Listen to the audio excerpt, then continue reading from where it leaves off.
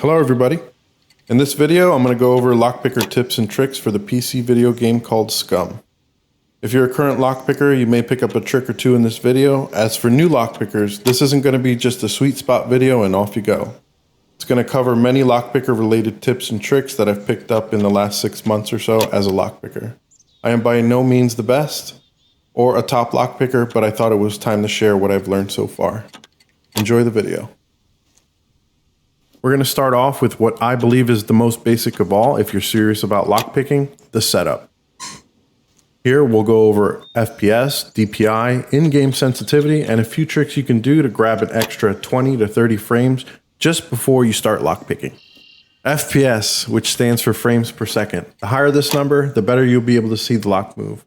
Your screen and equipment have to be able to handle this and push higher than 60 FPS, but if not, you can still become a good lockpicker. I would say in my experience, lockpicking at around 30 to 40 frames per second is much harder than if you can get around 60 to 100 plus FPS. But don't worry, I'll show you some tricks that you can do and implement just before you start lockpicking to grab an extra 20 to 30 frames. To be able to see your FPS on your in-game, the easiest way to do it is to actually go into Steam. Click here on the top left to settings. Then go to Ingame, and you'll see it here in the middle, in-game FPS counter. Then you select which orientation you like. That won't be in your way. I pick bottom right, and then I always use the high contrast color because the default doesn't show up as bright. Then you click OK, and then launch your game. DPI, dots per inch on your mouse. You need a mouse with changeable DPIs. Many reasons. Some people like to know their DPI for PvP, sniping. There's also moving loot around when you have to cross the entire screen. It helps to have a higher DPI. And then there's the lockpicking DPI. If you figure out what your DPI works for you and your table space, it's all in relation to each other. So say you had 200 DPI on your mouse and your in-game sensitivity is something like 50% or 20%, you're going to need a pretty big sweep on your table just to be able to go from side to side or to readjust your lockpicking.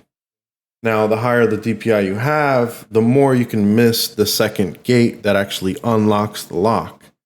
So you'll have to teach yourself to actually do micro movements and to move the mouse a lot less with combination of spamming F helps a lot. So it's all what you like, how much table space you have, and what feels good to you. But it is important to know this and how to use it. In-game sensitivity, IGS. I don't know the math on how this works, but for example, I started this at about 40 in-game sensitivity. I've since moved on to about 18 to 20 in-game sensitivity, but I also now lockpick at 1800 DPI. I know some pro lockpickers that use about 200 to 400 DPI, and their in-game sensitivity ranging from 5 all the way up to about 40. Again, this is something you need to cater to your liking and your table space. This trick is to grab more frames right before you start lockpick practice or in a real scenario of lockpicking. It'll give you about an extra 20 to 30 frames by doing the following. So there are a few different ways that you can help your FPS, and the tricks are, usually this would say lockpick and you're ready to open this door, and then it says hit F to enter the minigame. So you would hit it, and then right away before the minigame starts, you can look down at the ground. This will help save a bunch of FPS for you. Could be from 10 to 20. Another thing you can do, there's a little bit of time, you could actually look away, and then the minigame will open and you'll be looking that way. Another way is to actually look up at the sky. You see down at my bottom right screen, I'm getting 138 FPS.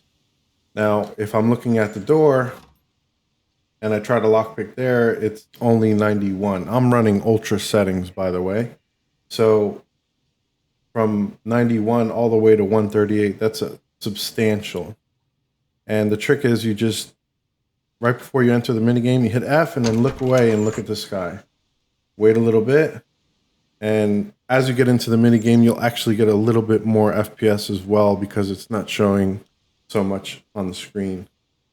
There are some other methods which are laying on the ground and then spamming and then the F minigame and looking down at the ground. Another method is to actually go into your options and go into your graphics and to move down the render scale and lower this to potato. And you see right now I'm looking at the door, kneeling down, I get around 120.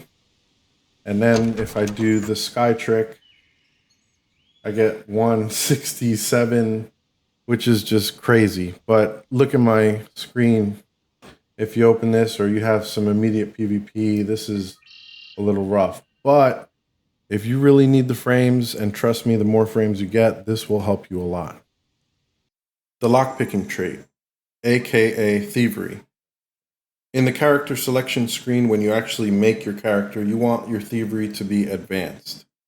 Now, most beginners can push this all the way up, but some advanced players don't actually push this trait all the way up, and they just use lockpick practice later in the game to push themselves to advanced.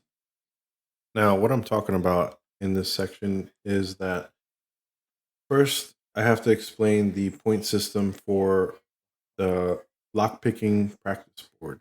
Rusties will give you 25 XP per successful unlock. Silvers will give you 50 XP per successful unlock. And golds still give 250 XP per successful unlock. If you look at this graphic here, if you start at no skill and go to basic, you're going to have to do about 40 golds. Basic to medium, you're going to have to do about 400 golds. Medium to advanced, you're going to have to do 4,000 golds. And advanced to advanced plus is 40,000 gold. So if you want to start your thievery a little bit lower so you can save some points to put in something else, this is also an option. So we've gone over the setup and a few little details about how the XP system works with each type of lock. The last few things I'll be going over are finding the sweet spot and spamming the F, how to avoid breaking your picks, pushing yourself a little bit harder with different tools, and how important lockpick practice is if you actually want to get good at this. So the first thing I want to show you is finding the first sweet spot. The first sweet spot actually lets the lock rotate. To find this, just go around the lock until it actually spins. Now let's just see right there, that's the first sweet spot, right? Do it a few more times to show you. Right there would be the sweet spot. This is where you want to work it.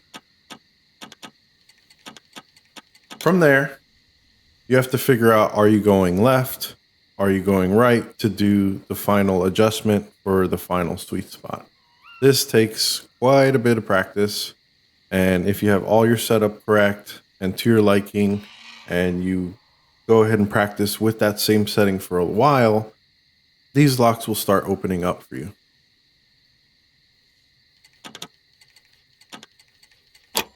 Another thing that you want to do when you practice is once you get the feel of things and you feel like you're opening locks consistently with whatever you're using, push yourself a little harder. Make it harder for yourself.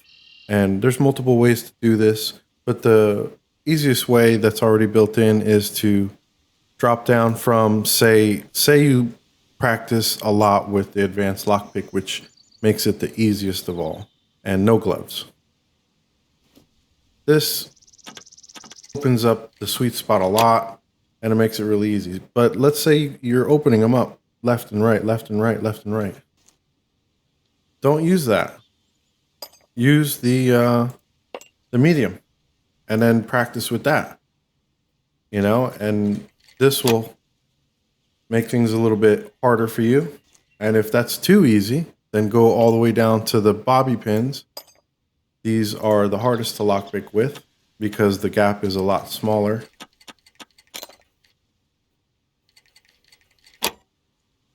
And that's one way. Another way is to add in gloves. This makes the sensitivity a little bit harder, the gap smaller, and practice with that. See how that goes for you. If that becomes too easy again for you, push it even harder with the rubber gloves. These are the hardest gloves to pick with. The combination of the bobby pin and the rubber gloves makes the lock the hardest to pick with, because it makes the gap so small. And you can't hit the wall so many times.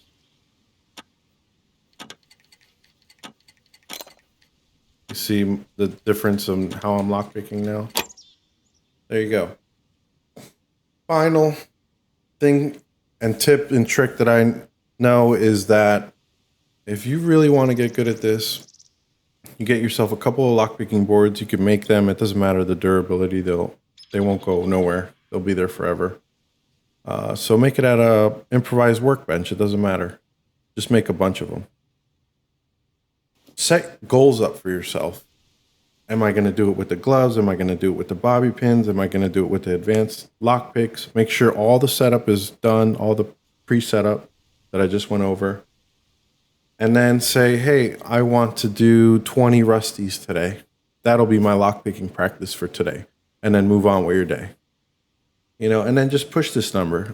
What I do is I usually practice about 100 golds with rubber gloves and bobby pins. And sometimes I'll switch over to the advanced lockpick, but I will do 100 golds. And I'm not saying they have to be back to back to back to back. Just do 100, count them. And that's one of the best ways to learn how to lockpick, is just practicing and knowing all of these settings that we went over. And you'll see that lockpicking will get easier and easier as time goes. So I hope you enjoyed the video, and good luck.